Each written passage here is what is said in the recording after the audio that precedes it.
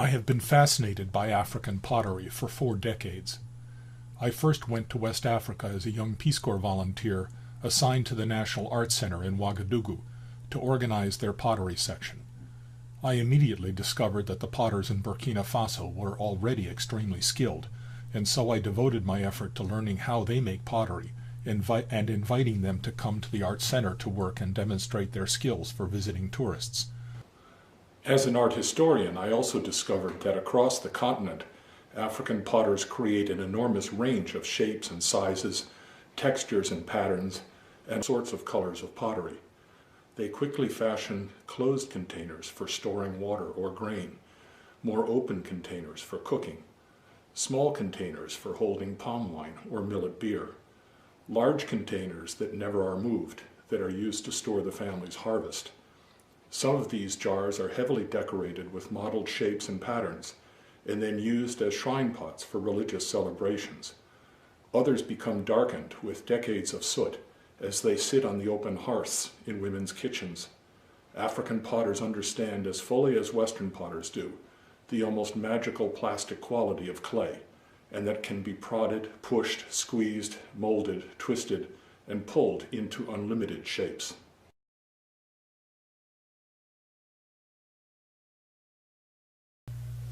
To make pottery, you have to have good clay.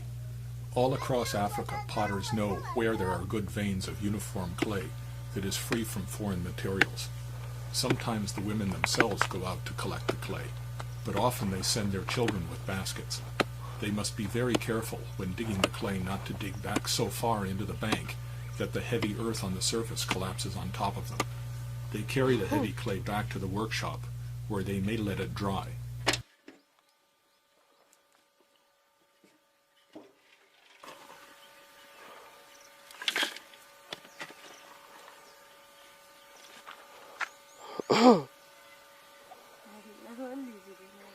Hey, took it.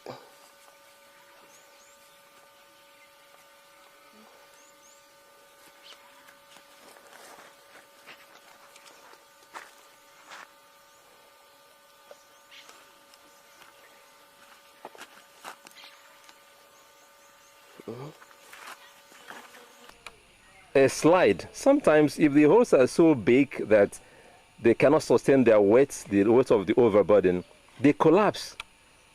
And sometimes the potters put their lives at risk.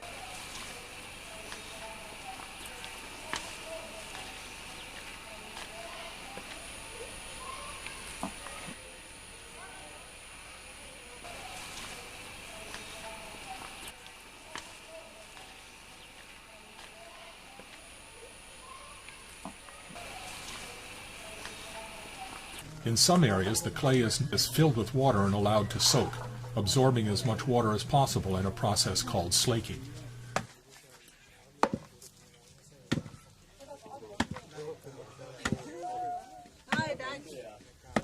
They break the clay up into small chunks and place it in a mortar, and then pound it with a pestle to turn it into powder. They then sift the clay powder with the same sort of sieve that is used for preparing food.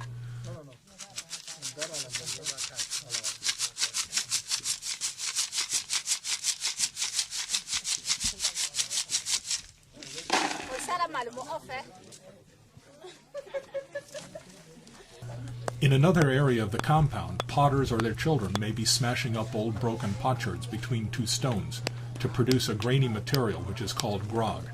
This is clay that has already been fired once, and so when it is fired again it will not shrink. The grog is added to the powdered clay, and both are then kneaded together with water to produce the clay body that can be used for making pottery. Here you see one of the daughters of the family whose job it is to knead the clay by foot. She systematically circles, kneading the clay, and then adds new fresh powder and kneads again.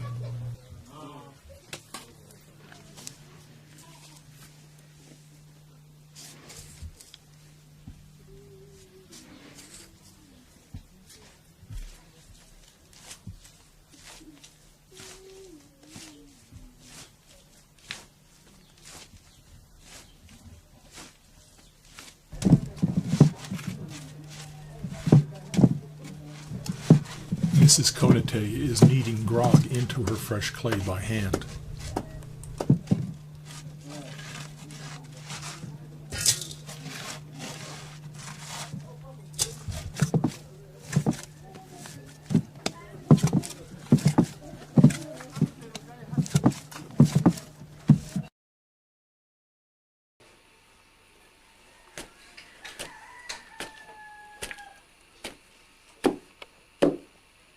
Among the Igbo peoples of southern Nigeria, the clay may be placed in a shallow trough and kneaded into a uniform mass using a pestle.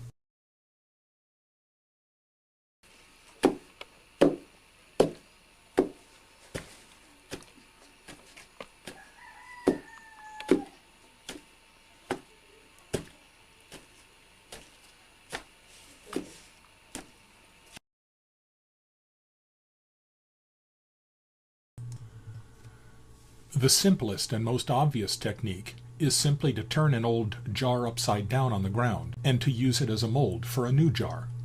Mrs. Konate in the village of Uri in central Burkina Faso has been making jars for decades.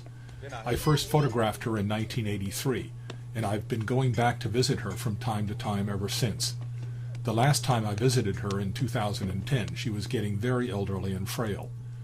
She begins by forming a flat pancake of fresh clay, and then she slaps it down over the mold jar. She uses a beater in her right hand to spread the fresh clay out over the mold jar, thinning it and spreading it.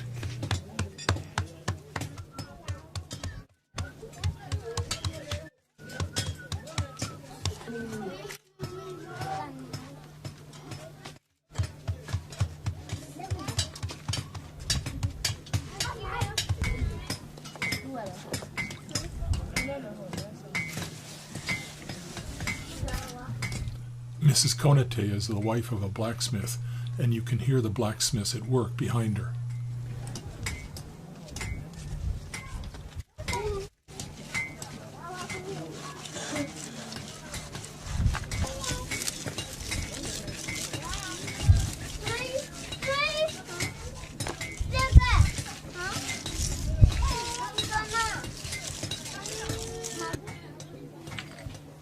She uses a coil of fresh clay to form a ridge around the base and then shapes that with her fingers into a flat bottom that will support the pot when it is placed on the ground.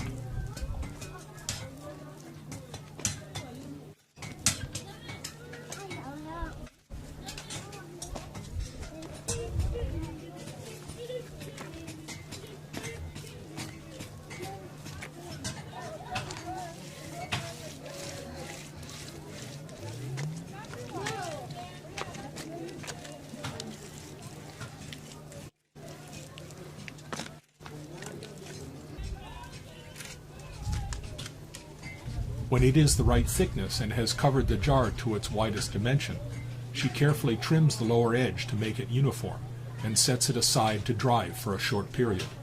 She must be careful not to leave it for too long or it will begin to crack as it shrinks on the mold jar.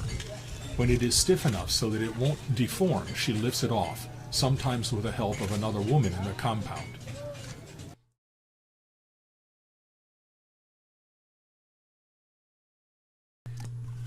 The concave mold technique is the first technique that I discovered when I first went to Africa as a Peace Corps volunteer. I had studied pottery in college, but I had never seen such an unusual and innovative technique.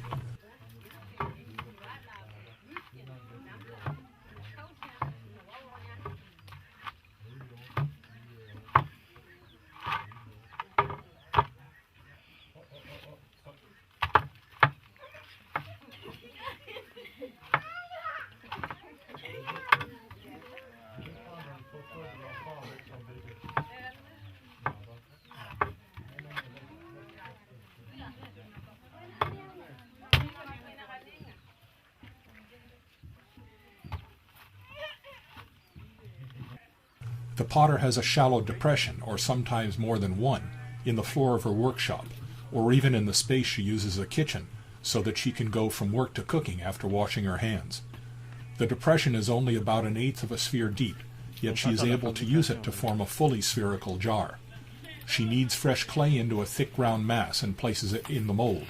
She then uses a mallet in her right hand to pound the fresh clay into the mold, thinning it and spreading it.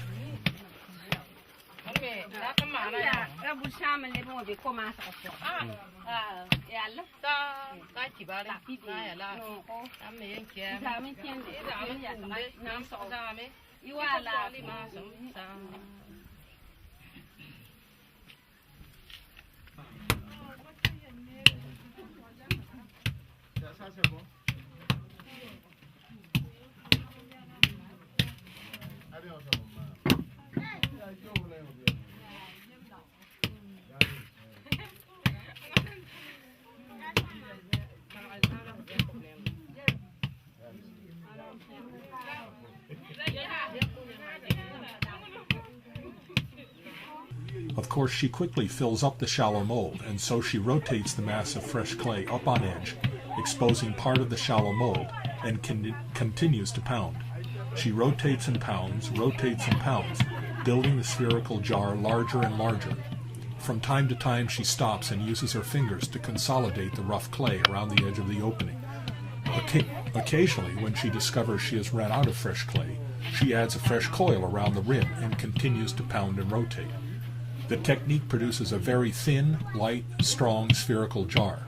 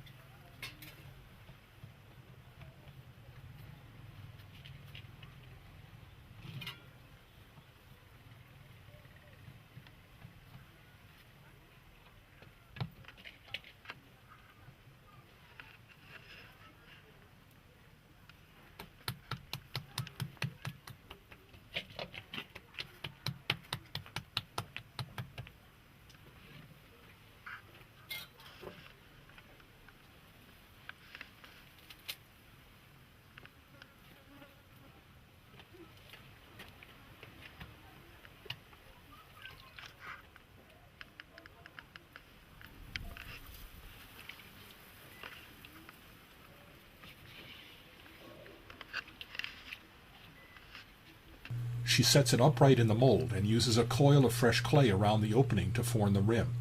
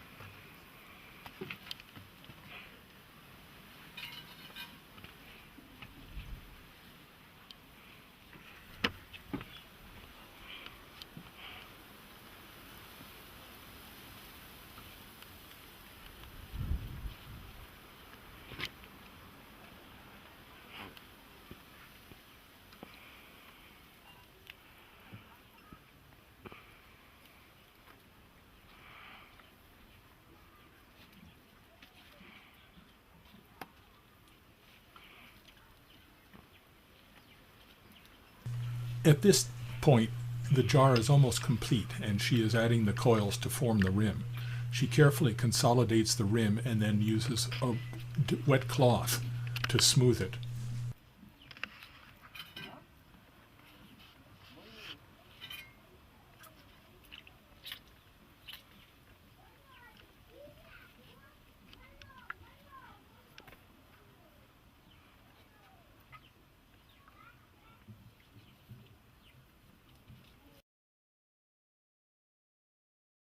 Like all American and European potters, I picked up African jars and tapped them with my fingers to see if they were fired to the right temperature. Of course, they made a thump instead of a ring because they were low-fired earthenware. I thought it would be nice to teach them how to fire their pottery to a higher temperature. Then I discovered that they didn't want high-fired pottery because the low-fired earthenware they made could be used for cooking over an open fire, while higher-fired pottery would shatter if exposed to open flame. It soon became apparent to me that the techniques that African potters use represent appropriate technology. That is, Africans had developed techniques to make pottery that suited their needs, but whose manufacture did not consume precious or expensive resources.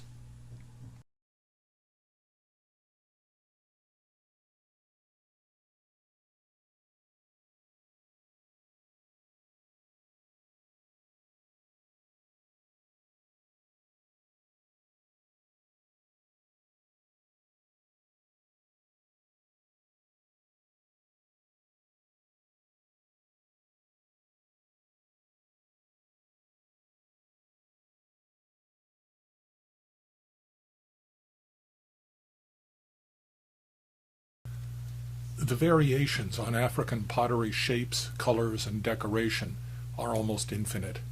In this example from the Nyakusa people in Tanzania, we see large hemispheres of bright red against a cream-colored slip. The sharp joint around the middle portion of the pot makes it appear as if it had been formed in two separate pieces. This pot from the Zande people in northern Congo certainly looks a little bit phallic, and it has wonderful ridges of plastic modeling. This beautiful jar from the Baule people has a rough texture around the lower portion and bands of lizards and snakes below the rim. The Zulu are famous for their elegant black beer jars, which may have incised or impressed patterns or large braised dots, which the Zulu call amasumpa, or warts. The Tutsi people make very elegant, delicate pots which must be used for holding palm wine. I love the contrast in color between the darker neck and the lighter body of the jar. This jar from the Nyanja people in Malawi is similar to the Tutsi jar, except it has a broader neck on a low, round body. The Bamileke people in Cameroon are famous for their large, round jars. This beautiful example has two strings of stylized human figures around the shoulder of the jar. The elegant flaring rim has been modeled by hand, not turned on a potter's wheel. The Mambila live along the Benue River in Nigeria and produce large, powerful jars like this one with 3 handles. Large bumps that look like Zulu warts are modeled into a human figure. The upper portion of this Nupe jar is decorated with very stylized human figures that have been scraped into the surface with a narrow comb. This Nupe jar with one chamber above the other was probably used as a filter. This small jar from Nigeria has been covered with human and animal shapes. It was almost certainly a shrine pot. Lobi women in Burkina Faso make beautiful large round jars which they stack one above the other in their kitchens to hold supplies, food, and even valuables. Here, as in many of the jars, the dark color is the result of reduction firing, with extra fuel introduced to turn the red iron oxide to black iron oxide. This broad jar from Malawi is decorated with patterns of parallel incised lines. The surface of this Igbo jar has been roughened by using a roulette that is rolled over the surface in the palm of the potter's hand. This jar has been decorated in the same way, but the potter has brilliantly left a few areas unroughened. A beautiful large Idoma jar from just north of the Benue River. Another from the same people with irregular bands of decoration. I personally much prefer this evidence that the jar was actually made by a human hand rather than being decorated with some sort of a mechanical device, as so often happens in the Western world. You see the same use of irregular patterns on this jar from southern Burkina Faso. An amazing jar from the Mama people, with 3 enormous lobes, I would be fascinated to know what such an object was used for. An Igbo jar with fine lines of raised decoration. This jar from Cameroon has been reinforced with basketry applied over the exterior. Many shrine jars have added figures in relief, but the depth of the relief on this Mambila jar is exceptional. And another from the Mambila in Cameroon with very large warts and the human figure. The Bamana people of Mali are masters at producing large round jars for storage. A jar from Nigeria with what appears to be scarification patterns on the abdomen and either an umbilicus or genitalia. The same patterns are more easily visible on this larger jar. Almost certainly a palm wine jar from southern Nigeria. Many of the people along the Benue River produce ancestor pots to be placed on shrines. This jug from the lower Congo may be modeled after a European liquor jug. Another similar jug, but with brilliant addition of 2 human heads. The Songhai people of central Congo are famous for jars like this one with 2 swelling areas, one just below the rim at the shoulder and another on the belly of the pot. A small jar for palm wine with a beautifully modeled human head. A very simple but elegant jar from northeastern Congo. A small dish for serving food with a human head and faces. This large jar from the Bamana people has 2 very different textures, a glossy upper portion and a much more matte lower portion decorated with serpents. This beautiful Zulu beer pot shows the raised warts which they call amasumpa. This is a figurative ancestor pot, and another from the Mambila people.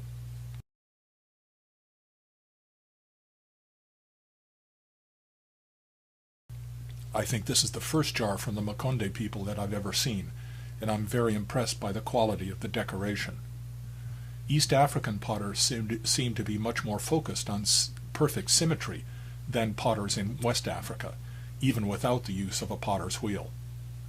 Sometimes the black color is caused by years of accumulation of soot, but more often from conscious blackening in a reduction firing. The rough warts on this beer pot must have made it much easier to handle it when it was wet. A nupe container with 2 breasts and an umbilicus.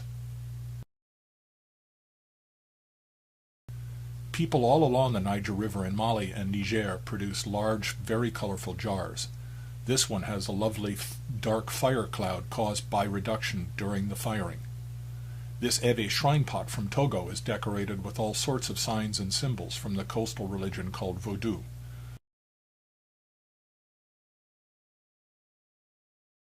Finally, a lovely jar from Nigeria with a beautiful dark fire cloud produced during the firing.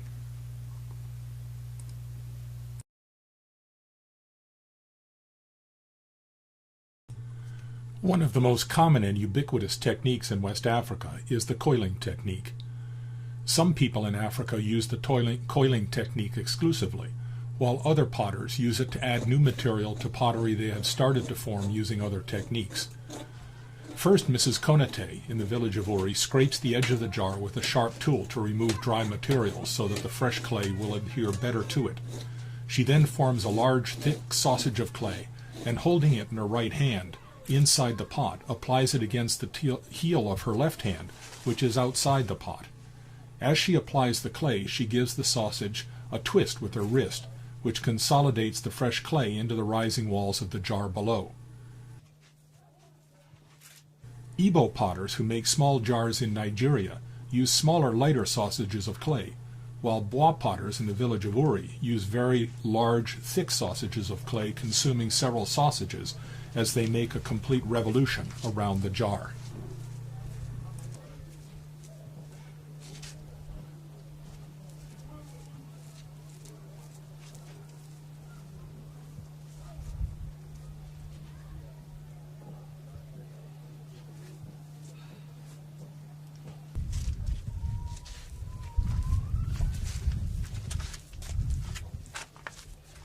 Now she is adding a coil to the exterior, thickening the rim so that she can form it into a large, symmetrical, solid rim.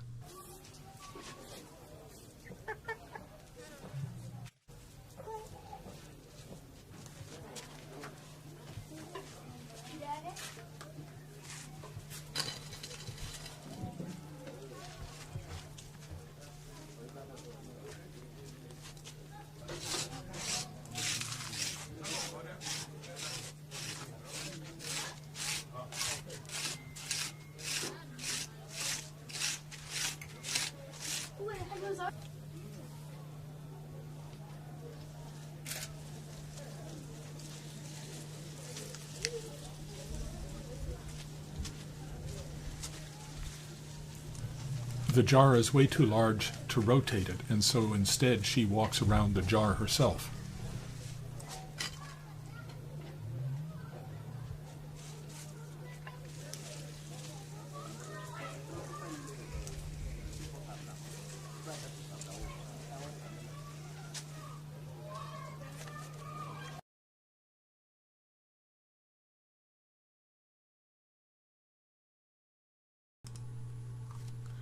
I am sure